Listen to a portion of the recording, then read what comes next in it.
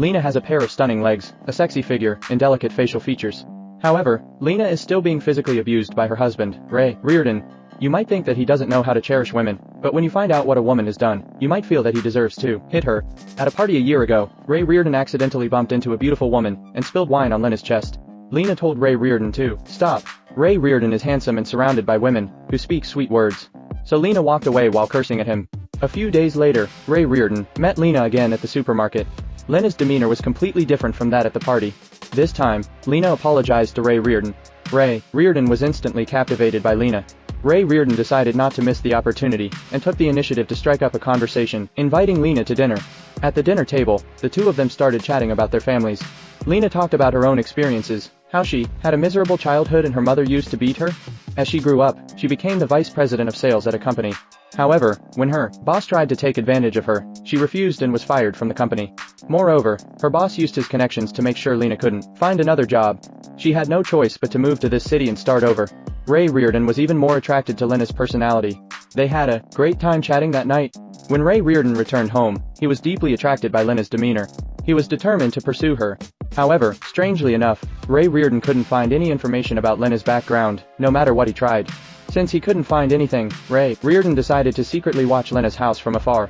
But on this night, Ray Reardon saw a man walking Lena home and kissing her goodbye. Ray Reardon couldn't take it anymore and rang the doorbell.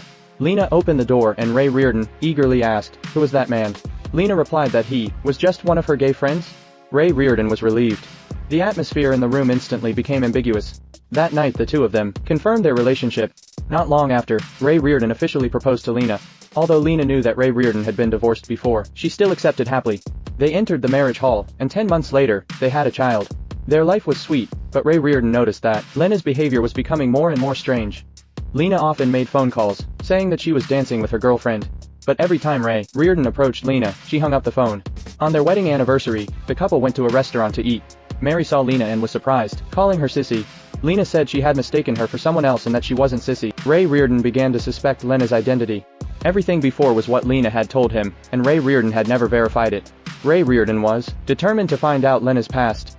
He pretended to go on a business trip, and went to the small town Mary had mentioned before. Ray Reardon showed Lena's photo and asked around. William recognized Lena, and what he said next shocked Ray Reardon. Lena's real name was Sissy, and she was William's ex-wife. William used to be very wealthy, but now he was in this state because of Lena. Ray Reardon also learned that Lena's parents were nearby. He drove there and knocked on the door. Lena's mother recognized Ray Reardon and invited him in. It turns out that Lena had been in contact with her family all along and had even sent them Ray Reardon's photo. But she lied and told them that Ray Reardon was an employee of the Central Intelligence Agency and couldn't reveal himself, so the elderly couple didn't dare to contact Lena proactively. Ray Reardon realized that Lena's mother wasn't as malicious as Lena had described her, and was actually quite warm. To find out why Lena lied, Ray Reardon invited his in-laws back to their home. Lena's mother was surprised, while Lena was frightened. After an awkward conversation, Ray Reardon and Lena returned to their bedroom. Lena was furious and asked, "You still investigated me. You still don't trust me. I hid it for a reason. Wasn't it because I was afraid you would look down on our poverty that I lied to you?" Ray Reardon softened and forgave Lena. Ray Reardon said to Lena, "The past is gone. I love the present, Lena." Lena seemed moved, and their relationship returned to the way it was before. At this time, they had their second child. Today, Larry joked that the child didn't look anything like Ray Reardon. Ray Reardon became suspicious because Lena had started making mysterious and frequent phone calls again. When Ray Reardon confronted her, Lena still used her best friend as an excuse.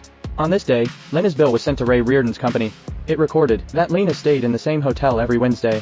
Ray Reardon suddenly felt as if he was in a wide-open prairie. He went home and searched for Lena's hotel bill.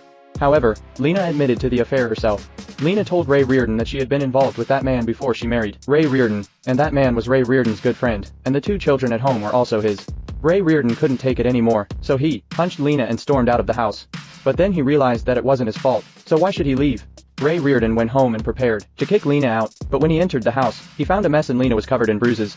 The police and a psychologist arrived. Lena told the police that her husband, Ray Reardon, had a mental illness, and his condition was getting worse. The psychologist also testified that Lena was always bruised when she came for treatment.